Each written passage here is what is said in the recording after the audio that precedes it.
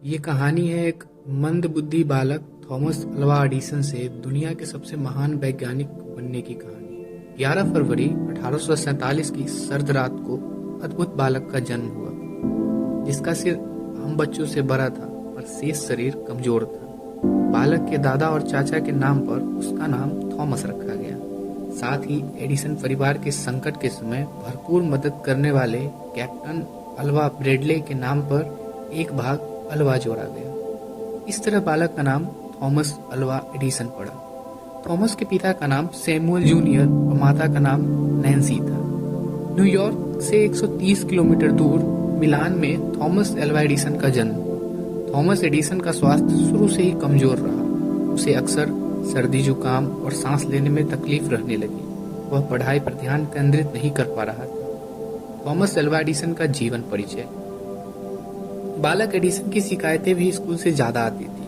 वह सपनों में खो जाता था और कॉपी में कायदे से लिख नहीं पाता था। एक बार शिक्षक ने एडिसन की माँ से कहा कि आपका बालक तो पागल है। इसे माता नैन्सी बुरी तरह से आहत हुई। माता नैन्सी ने ये उनको पढ़ाना प्रारंभ किया। थॉमस घर पर पढ़ाई करते हुए कई अटपटे प्रयोग भी करता रहता था। उनकी इन हरकतों की माँ नैन्सी वकालत करती थी और उसे दूसरे बच्चों से अलग बताती थी। पहली बार ट्रेन में जाने का अवसर $30 की सैलरी भी। नवंबर 1859 को वो 12 साल की उम्र में पहली बार रेल यात्रा करने का मौका मिला। ट्रेन से जाते समय रास्ते में थॉमस ने अपने सामान पर ब्रश और रंग से ऐसे निशान लगा दिए जिससे उन्हें उतारने में आसानी हो। यह कला उस समय अभूतपूर्व थी और स्टेशन मास्टर ने उनकी तारीफ की और उन्हें $30 की सेवाओं पर रख लिया। अब थॉमस की दिनचर्या रेल में यात्रा करना हो गई। थॉमस रेलवे से यात्रा करते समय किताबों और अखबारों को पढ़ने लगे। वहां रेल में अखबार बेचने लगे, लेकिन वह काम उन्हें नहीं जम पाया। अब उन्होंने खुद का अखबार शुरू किया। उन्हें अखबार का नाम था ग्रांड ट्रंक हेराल्ड। इसे अपने बेसमेंट में छापते थे और 8 सेंट की दर पे रेल में बेच देते थे। उनकी प्रसिद्धि बाल पात्र के रूप में हो गई। थॉमस को लगातार आय हो रही थी। इस आय से उन्होंने रेलगाड़ी में एक प्रयोगशाला तैयार कर ली और उसमें प्रयोग करने लगे। एक दिन वह एक रासायनिक प्रयोग कर रहे थे, तभी ऊपर रखा फास्फोरस नीचे गिर गया और उसमें आग लग गई। इसके बाद बालक थॉमस को वहां से धक्के मारकर निकाल दिया। इस दौर था टेलीग्राफ का। थॉमस एडिसन जब 15 साल का हुआ तब टेलीग्राफ दूर दूर तक फैल चुका। टेलीग्राफ की लाइनें वाशिंगटन से सैन फ्रांसिस्को तक बिछाई जा चुकी थी। जिज्ञासु थॉमस की दिलचस्पी इन अनोखी दूर संचार व्यवस्था में जग गई थी। उन्होंने इसके लिए टेलीग्राफ दफ्तर के चक्कर काटना शुरू कर दिया। एक बार पटरी पर रेलवे स्टेशन मास्टर मैकेंजी का 3 वर्षीय पुत्र खेल रहा था। उस समय ब्रेक की व्यवस्था कमजोर थी। जैसे ही थॉमस की निगाह बालक पर गई, उन्होंने बच्चे को सुरक्षित उठा लिया। कृतज्ञ पिता ने थॉमस से उसकी इच्छा पूछी और थॉमस ने टेलीग्राफिस्ट बनने की इच्छा जाहिर कर दी। थॉमस रात में 7 से सुबह 7 बजे तक का काम करते थे। दिन में कुर्सी पर बैठे बैठे सो जाता। एक बार उसकी गलती से बड़ी दुर्घटना होते होते बची और उसे उसकी जिम्मेदारी से हटा दिया। इन दिनों थॉमस की नौकरियां लगती रही, छूटती रही। थॉमस को पढ़ने का जबरदस्त शौक था। वह नीलामी में पुस्तकों को सस्ते दाम पर खरीद लेता था और उसे पढ़ता रहता था। वह थॉमस माइकल फैराडे से बहुत प्रभावित। थॉमस एडिसन ने फैराडे के विद्युत व चुंबकत्व संबंधित तमाम प्रयोग का विवरण पढ़ा और विद्युत के गुणों के बारे में जाना। दोस्त बोस्टन से नौकरी के लिए बुलाया। 20 वर्षीय थॉमस को उसके मित्र ने बोस्टन में नौकरी के लिए बुलाया। बोस्टन आते ही थॉमस का आविष्कारों का सिलसिला चल पड़ा। दफ्तर में काम करते हुए उसने विद्युत चलित मोटर रिकॉर्डर मशीन बनाना उसका पेटेंट भी करा दिया। हालांकि मशीन को खरीदार नहीं मिले, पर थॉमस ने हार नहीं मानी। मैरी से हुआ विवाह। एडिसन का कारोबार तेज गति से चलने लगा। काम करते हुए थॉमस को एहसास हुआ कि उसकी आयु विवाह योग्य हो गई है। उसने मैरी नाम की लड़की से विवाह किया। एडिसन का कारोबार बढ़ता जा रहा था। उसने न्यू जर्सी में एक जमीन खरीदी, वहां एक प्रयोगशाला का निर्माण करा। विद्युत पेन की पेटेंट के लिए आवेदन। 13 मार्च 1876 को एडिसन के द्वारा आविष्कृत विद्युत पेन के पेटेंट के लिए आवेदन किया। इस दौरान एडिसन ग्रामोफोन पर काम कर रहे थे। उन्होंने फोनोग्राफ का पेटेंट कराया। जब थॉमस बिजली के बल्ब को बनाने के काम पर जुट गए, वह बल्ब को बनाने में सफल हुए और उसकी रोशनी बढ़ाने में भी। फिर भी थॉमस अपने काम से संतुष्ट नहीं थे। इधर एडिसन लगातार सफल हो रहे थे। उन्होंने एक बार पूरे चौराहे को जगमग करने का कारनामा किया। पारिवारिक जीवन नहीं था सुखमय, तरफ तरफ के दम तोड़ा पत्नी ने। एडिसन जीवन में लगातार आगे जा रहे थे, आविष्कार कर रहे थे। दूसरे और उसका परिवार जीवन ठीक नहीं चल रहा था। उनकी पत्नी मैरी अकेलापन से बीमार रहने लगी और बुरी तरह से टूट गई थी। एक रात एडिसन रात में प्रयोग कर रहे थे और उनकी पत्नी तरफ तरफ पर दम तोड़ गई। आसपास के लोग खासे हैरान थे और एडिसन को उसके दिन रात प्रयोगशाला में डूबने को लेकर लानत भेजते रहे।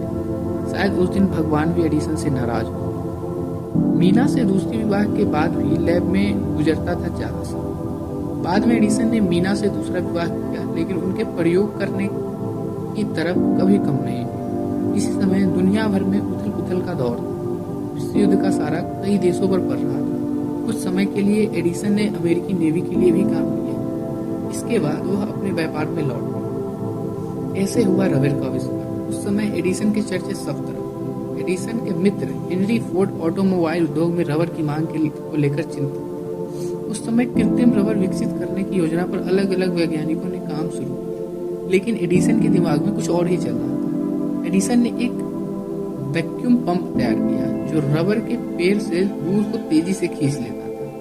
अपने 80वें जन्म दिवस पर एडिसन ने रबर पौधे संबंधी प्रयोग में सफल रहे। एडिसन की मृत्यु कैसे हुई? इस उम्र में कई आविष्कार करते हुए उम्र के आखिरी दौर पर पहुंच ही गए एडिसन। 30 जुलाई 1931 को एडिसन अपनी कुर्सी से लुढ़क गए और वह कोमा में चले गए। एक बार कोमा से बाहर आए और अपनी पत्नी को देखा और कहा, वातावरण बहुत अच्छा है। तो बीमार ही रहे। 18 अक्टूबर 1931 को रविवार को दिन एडिसन चल बसा।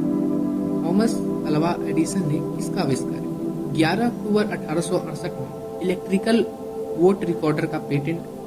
1872 से 1876 तक एक के बाद एक महत्वपूर्ण आविष्कार के पेटेंट कराए। स्वचालित टेलीग्राफी तंत्र बनाया। 1870 में फोनोग्राफ तैयार किया। 1879 में बिजली का बल्ब व्यावसायिक रूप से सफल हुआ। पहला बल्ब 40 घंटे तक जलता रहा। 1887 से 90 तक 80 नए पेटेंट हासिल किए। 1891 में विद्युत रेलवे में सुधार के लिए अनेक आविष्कार किए। सन 1900 से और 1910 के बीच स्टील से तैयार क्षारीय बैटरी का आविष्कार और उसके निर्माण में व्यावसायिक सफलता प्राप्त। जीवन के अंतिम समय तक एडिसन लगातार प्रयोग कर रहे, सफलता प्राप्त कर रहे थे। बचपन में हैरान करने वाली हरकतें थॉमस एल्वा एडिसन। एक बार बालक एडिसन अंडों पर बैठ गए। वह समझना चाहते थे कि मुर्गियों और बत्तख अंडे पर बैठते हैं तो छोटे छोटे चूजे कैसे निकले। एक बार पानी के जहाज बनाने वाले के पास एडिसन पहुंचे और पूछने लगे कि दूर से देखने पर हथौड़ी का लगना पहले दिखाई देता है और आवाज बाद में, ऐसा क्यों? एक बार और की बात है, उसने देखा कि चिड़िया कीड़े मकोड़े खाती है तो उड़ने लगती है। उन्हें लगा कि मनुष्य भी कीड़े मकोड़े खाएं तो उड़ने लगेगा। इससे उसने बहुत सारे कीड़े मकोड़े कीट पतंगे इकट्ठे किए और उनकी चटनी बनाई और हम उन पड़ोसन को पिला दिया। बेचारी लड़की की जान बड़ी मुश्किल से बच पाई। थॉमस एल्वा एडिसन के कोट्स। सफलता के सबसे अधिक जरूरी है एक और प्रयास करना। अच्छा विचार कभी नष्ट नहीं होता। हो सकता उसका उद्यमकर्ता या धारक उसे सार्वजनिक किए बिना मर जाए, पर यह कभी न कभी किसी अन्य मस्तिष्क में दोबारा अवश्य जन्म लेता है। प्रतिभावना व्यक्ति की योग्यता में मात्र 1% आंतरिक प्रेरणा होती है और 99% परिश्रम होता है। ज्यादातर लोग अक्सर इस कारण से खो देते हैं क्योंकि वह देखने में सामान्य कार्य जैसा लगता है।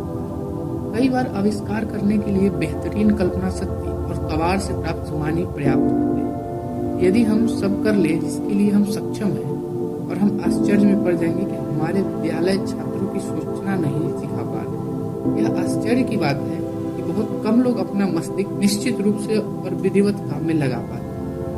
लोगों के जीवन की तमाम असफलताओं से ज्यादातर इस कारण है कि हार मानते समय उन्हें यह पता नहीं था कि वे सफलता के कितने करीब थे। जो व्यक्ति संतुष्ट हो जाता है वह आगे नहीं बढ़ पाता। परिणाम की चिंता मत करो, मुझे मेरे कर्मों की तरह तरह के परिणाम मिले हैं। कई बार 10,000 प्रयोग असफल हुए पर मैंने हार नहीं मानी। हर असफलता से मुझे एक नया रास्ता दिखता है। काम चिंताओं का इलाज है, वही विस्की से अधिक अधिक कारगर है। जब मैंने की अधिक चिंता की तब जरूरी काम भी भूल